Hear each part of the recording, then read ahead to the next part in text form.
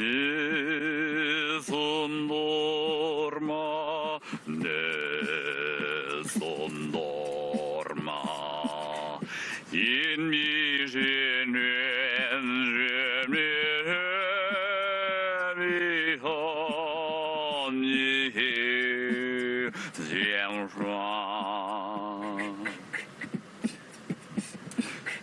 I like the pizza, yes I do. Do you like pizza like I do? Pepperoni is my favorite pizza.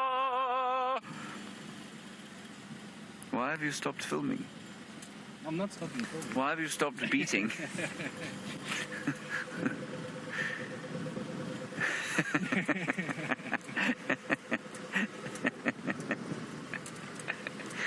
And then I was also very kindly, Brian sent a new warming up exercise. You know how we like to say Benedict Cumberbatch.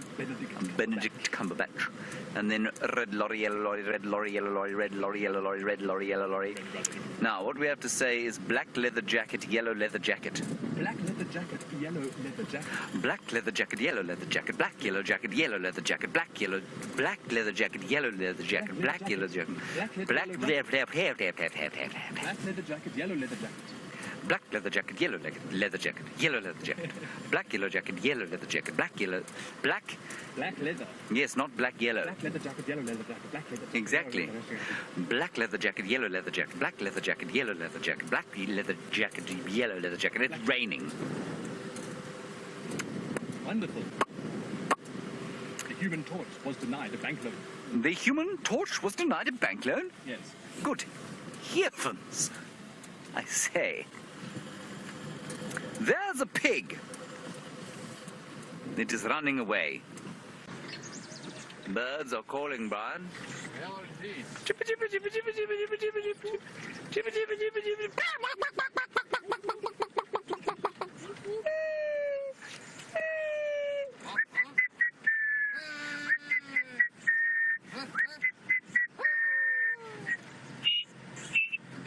Three, three, three, three, three, three, three, three. Cookie, cookie, cookie, cookie, cookie, cookie.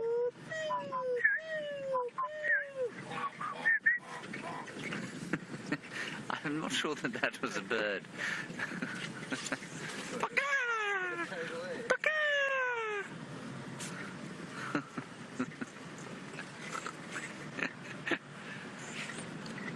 Those, in case you were wondering, everybody, were all the bird calls that you get here. We did about 850 of them, didn't we, Brian? Yes. 850 bird calls. Yes.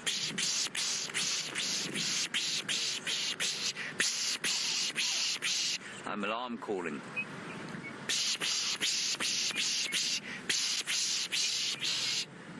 There's an impala.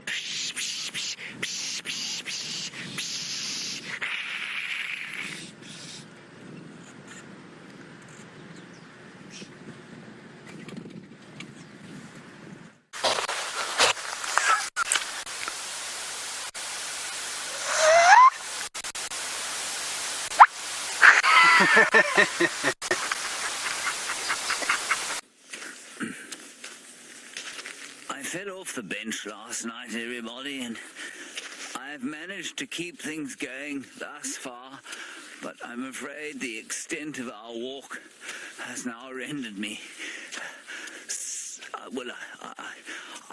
I've succumbed to my injuries. What happened last night was that we were sitting on a bench of extremely suspect quality, I might add, and we leaned back on it as one does of a Sunday evening. Why shouldn't one, really? It's been a tough week, and it gave way.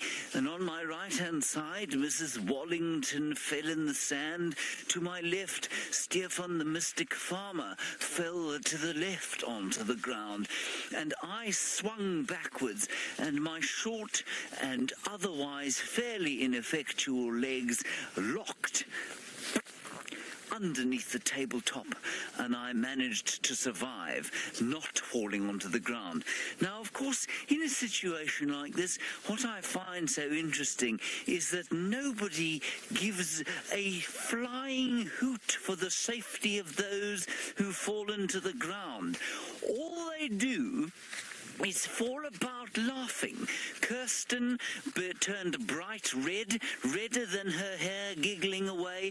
Taylor walked round the corner, started laughing at it all, at herself, and then, of course, Karma came to bite her, and she fell over a sandbag onto her bottom, and I was deeply satisfied that Karma had taken its revenge. That is the story of the bench last night. Thank you so much. For you as we speak. Hey, Herbie. Hi, everyone. Good afternoon. So what have you got, Herbie? So we're smelling the elephant dung now. And so what are you building over here? This is gonna be my yard. Your yard. Okay, so this is your house. So it's a drawing of your house. Yes. Okay, where's your house? Is your house in the middle? In the middle. There's your house. Yeah. That's your house? This is my house. This is my fence. Yes. And this is gonna be my gate. Oh, very nice. It's a big garden you've got, Herbie. Yes. So now, back to the elephant dung. Yes. We use, as locals, we use the elephant dung for different medicinal uses, as Taylor have mentioned some for you. But apart from what she mentioned, you can actually use elephant dung to drive away evil spirit. How? Because elephants are mixed feeders, meaning they will be eating different types of food materials like bulbs, the bark grass, the leaves, and instead of us going for each and every tree to collect those trees I've mentioned, you actually go for elephant dung as a substitute. How? So it's amazing. We're talking about evil spirits now and how we can get rid of the evil spirits. I'm sorry, I'm not paying attention to you anymore. Please continue, Herbert. This is incredible. There's a type of tree called the Transvaal gardenia, which is in this shape. 3 sticks sticking out. Oh, it's a jumping stick. And when you come across one, I'll actually point it out for you. And in this case, the locals will be using those sticks to drive away evil spirit together with the elephant dung. They'll cut 4 pieces of the sticks of this size. In your yard, in each and every corner of your fence, you dig a hole. What are you looking for? Elephant dung. Oh, elephant. I didn't bring you any. Wait, I'm coming now. I'm running.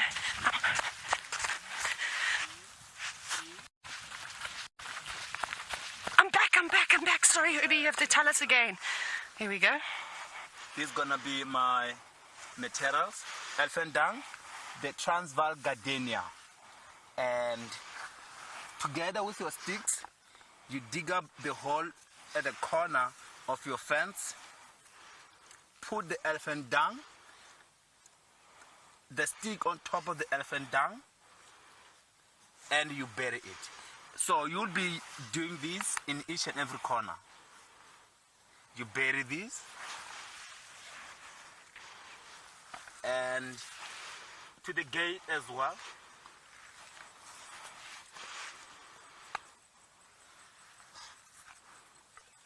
And done. Now, because your stick are in a T form, that means the elephant dung will actually help or drive away the evil spirit. Meaning, if the elephant spirit comes from this direction, it will be kicked away from the house. As it comes from this direction as well, kicked away. And in that case, they believe that at the end of the day, the house will be safe. That is fantastic. That's so cool. I didn't know that. Brian and I have just learned something new, and I'm pretty sure all the ladies sitting in final control and Connor, of course, have learnt something brand new, and that's amazing. So hopefully in the near future, I'll be the one telling this story. But Byron is still on Chitwa. Let's go across to him. He's looking at a watering hole.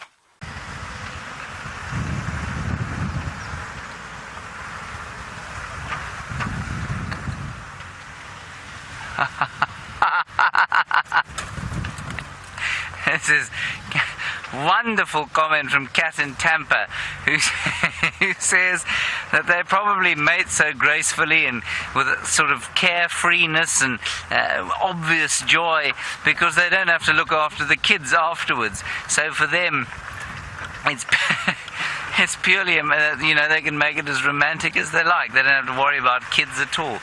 Kat, I think you've hit the nail on the head.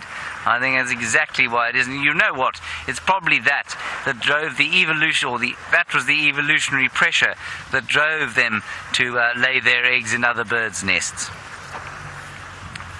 Wonderful suggestion. Thank you, Kat. Clicking sound. So it's a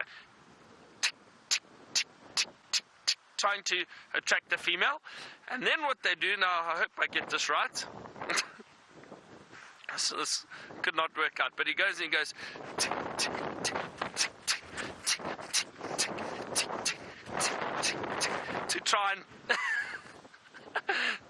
and basically get to mate with the female and attract the female. So hopefully that display works. And he dances around her like that with this red crest up, and he tries to make himself look very attractive for the female.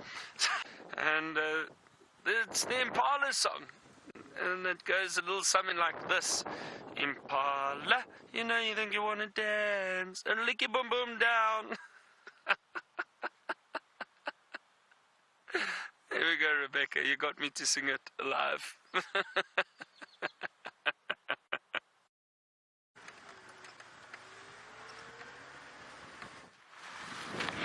We found a senna plant, as per...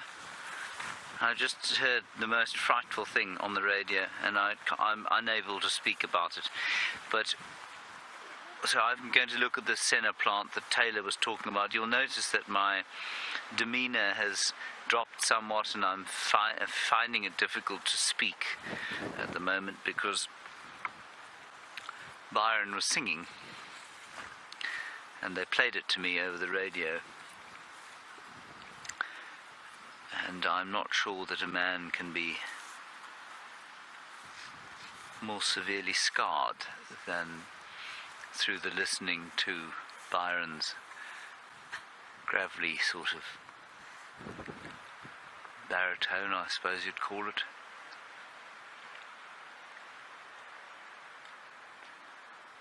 It's not easy. It's not easy. I'm hoping it won't happen again. Let's try and move on. Thank you, R. Beard, for the lyrics, by the way. This is the Nkahuma song by R. Beard, sung by Taylor McCurdy, filmed by David. Are you ready? But I can't sing this high, though. I really can't. But I'll try my best. Don't cry for me, Nkahuma, although my wild days, my inconsistencies, I kept my promise. And then I don't know. And then... keep your distance. I don't know. Is that how it goes? What part of the song? Okay, so it was that part of the song we're singing, but it's brilliant, but I'll just read them normally now. So, no, Rebecca, it's a long song. Rebecca's not teasing me, but I do know the song, but I didn't know initially which part it was, so I'm reading it. So I'll read it again. Don't cry for me, Nkahuma. Although my wild days, my inconsistence, I kept my promise. Don't keep your distance. Very nice. I think we will get James to sing it. He'll probably do a much better job. I'm not very good, and apparently I can't read either. How are you? I'm very well, thank you, and you? This is Herbert. Good. And are you visiting me as a Sangoma? Yes. I was not feeling well a moment ago. Can you help me? Yes, I will try and help you. And I have to tell my ancestors. Are you happy with that? Siyavuma. I will go to my house and take my bones to tell you what's wrong with your body. Are you happy with that? Siyavuma. Okay, just follow me. Okay.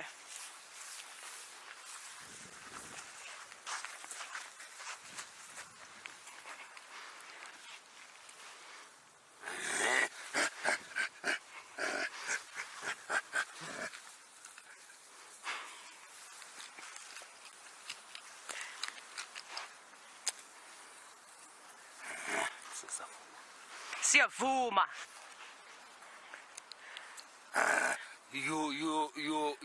You were coughing before you got to my house.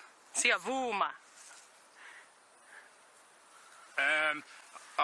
I've got something that I can help you with. Siyavuma. Are you happy with me giving you my medicine? Siyavuma, but what's inside? It's like visiting this chemist here and you want to know what tablets are they giving it to you. I won't tell you my secret. I'll just give you the medicine which will actually help you. Are you happy with that? Siyavuma. Okay, just follow me.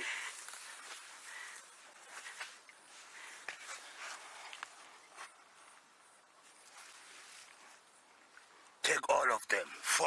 At once. Yes. Trust me, they are not poisonous.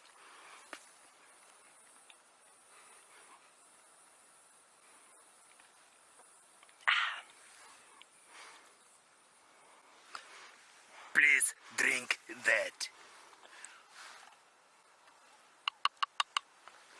How are you feeling now? Very good. I feel so much better now. Thank you.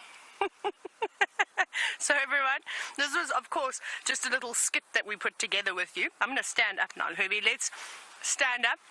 Now, it wasn't supposed to be funny, of course, but I can never contain myself. But basically what Herbert has just done is one of the most amazing things that you get to do when you come on safari is not just see all the wildlife, but you also get to meet so many different people from so many different cultures.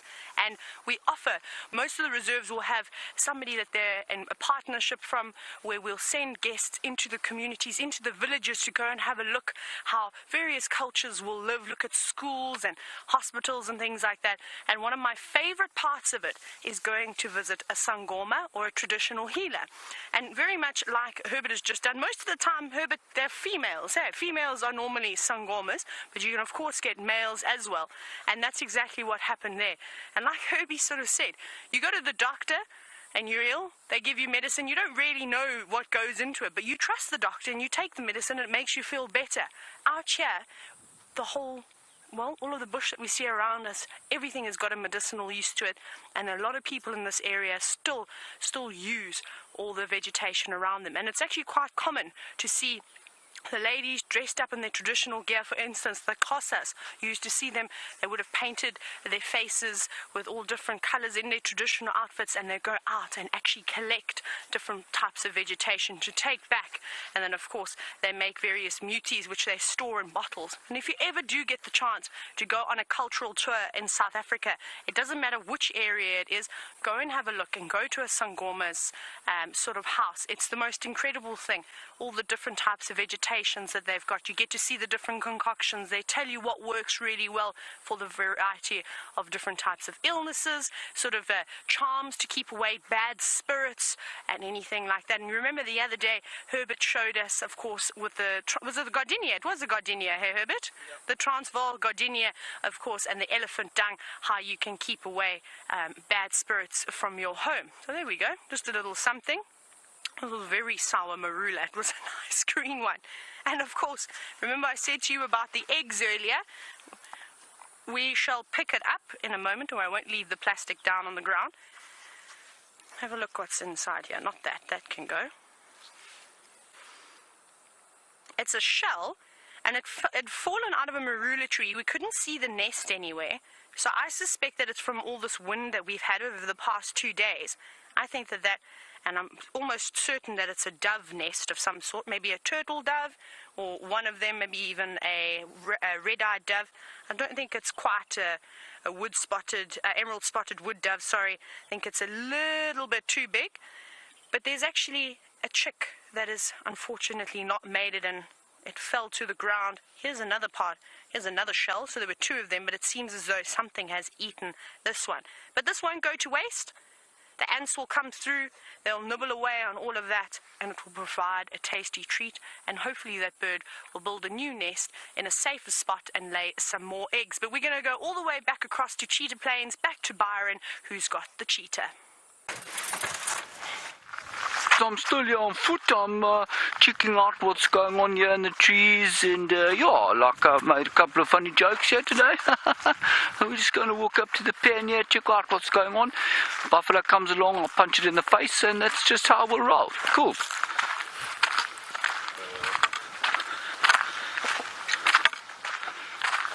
I think she linked to Byron, didn't she? Right, come over here, everybody. We're at the pan. Hope you enjoyed my Byron impression. Here we have a pan of water in which there were 2 buffalo bulls yesterday. What are you doing? Come, you late.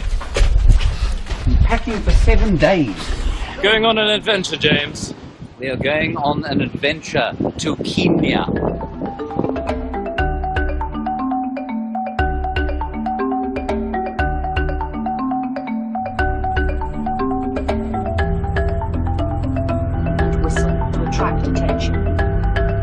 Please do not inflate your life jacket until you are outside the aircraft.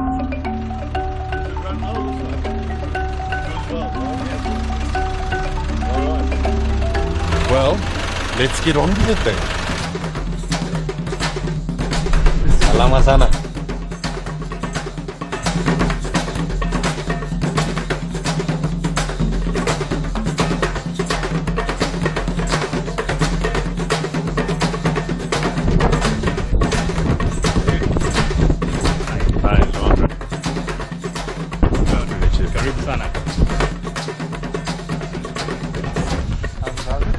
Going well. A lot of work to be done.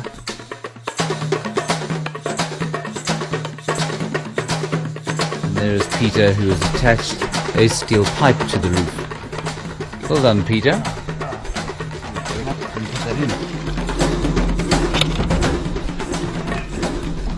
Right, we finally reached the day. We're about to go live. We're quite nervous. We're hoping to see something other than, well, just vast expanse of grassland, which would suit me down to the ground, of course. But Graham has demanded that we find lions murdering something, which we've seen once today already, and so to see it twice in a day will be quite a feat. And also a number of wildebeest and zebra trying to be eaten by crocodiles.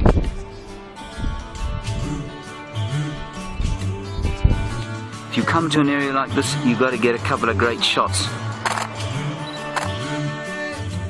I can't believe the hippo there. Isn't this cool? He's enjoying this as much as we are. She illegally transferred on foot from the other vehicle.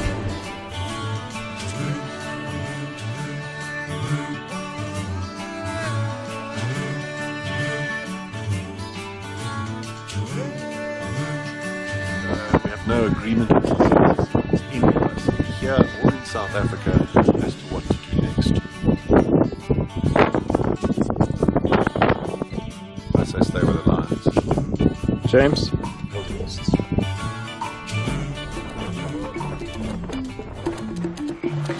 And the GNU noises apparently are wonderfully easy to hear. Oh, this is special. Here's a lion! There's a lion right next to us!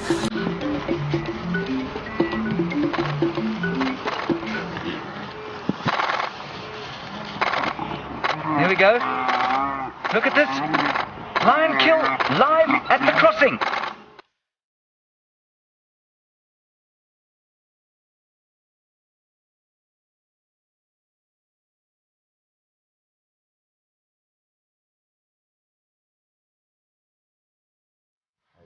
Thank you, Jeandre. My name is James Hendry. Jeandre is on camera. The wind is beginning to howl slightly. We're a bit nervous that we're going to be dumped on, but of course in Africa the rain is a great blessing.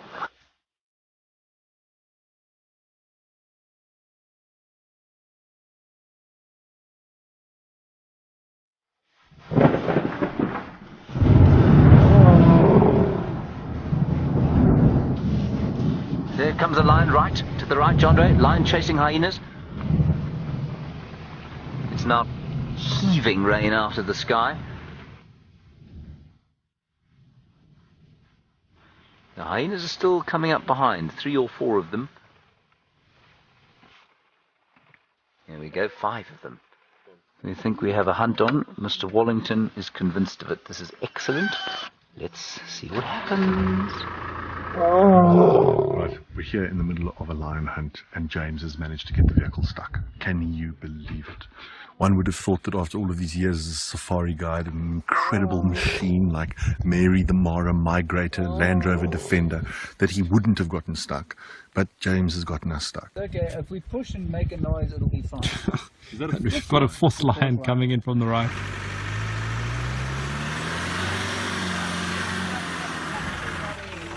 We're back in the game. They've killed! How quickly did that happen? I just saw them run, and there they've killed a little zebra.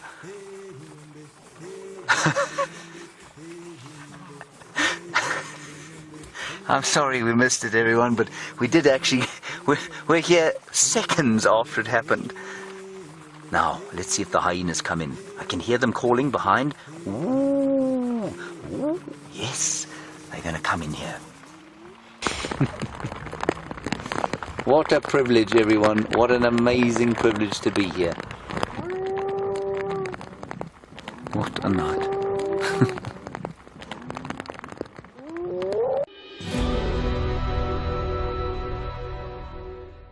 Something at the Djuma waterhole camp. There, everybody, is a diagram of what we're about to show you at the Djuma waterhole. Take a look at this. Take a look at this. There we go. Ah. This is unbelievable. There was a hippo right there, everyone.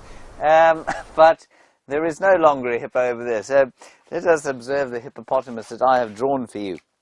A number of amazing features, of course. The most important being that the nose of the hippopotamus, the eyes and the ears are on the same plane, which means that if the hippo is lying under the water, let us pretend that that is the water's surface there, H2O, you can see that it's, while it's...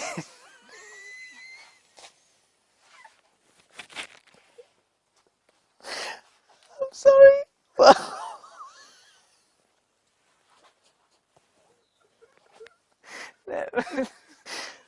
while its head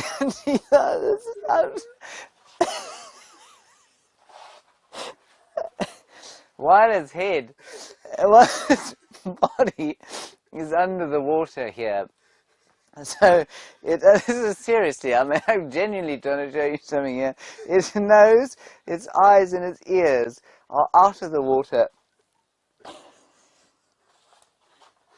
while it's standing on the river floor like this, and they normally are not swimming there, standing on the floor here. And of course also on the floor you might find a couple of fish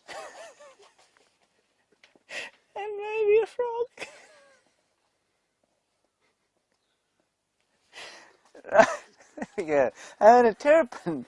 I forgot about the terrapin. But the terrapin would be sitting over here. There we go.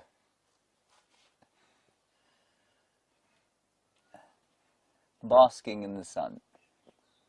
And that is how the life of the hippopotamus goes. I can but apologize for that. Brenty is trying desperately to find something in animal form out there. So let's have another serious biological discussion. And what we're going to look at now is a scorpion. Okay. I became slightly hysterical there, you may have noticed. Right, now what we have here, remember I described yesterday how most invertebrates have what we call, well, all invertebrates, of course, without the internal skeleton are unable to grow from within. So they've got to grow and then crawl out of their skins as they grow. And this unbelievable scorpion thing here, let me just revitalize the microscope. We'll have a look at it first without the microscope. There is an immature scorpion exoskeleton. So this is a particularly venomous scorpion. It was, or probably still is. They're quite long-lived. And this one came out of its exoskeleton a while back and just deposited this almost completely perfectly. It would have basically crawled out where the mouth is, crawled out the front and wandered off. Now, the reason I say it was venomous, of course, is because the pincers are so much smaller than the tail. So it's probably what we call a Parabuthus. It's very difficult to tell what scorpion it is from looking at it. But let's go, what I'm going to try and do is just zoom into the sting here. There we go. Sorry, Hoppy, I'm right in your way there. How's that? Let me just, ooh, there we go.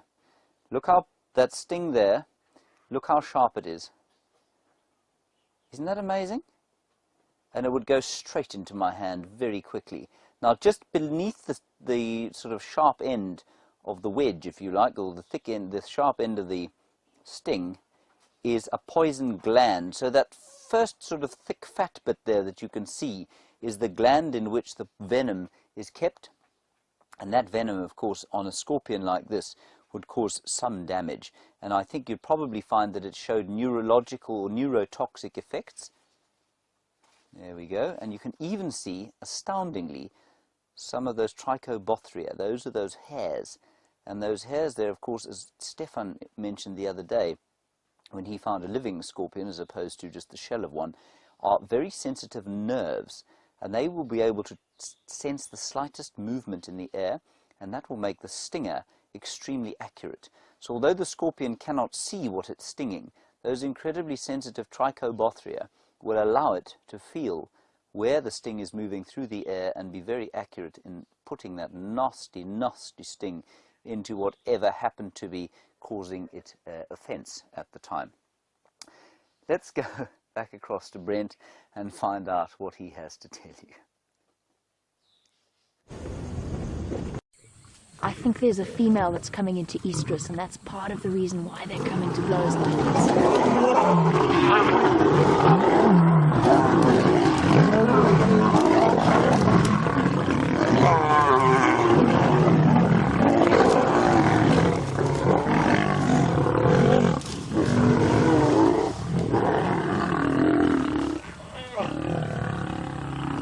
The two females have taken the cubs away.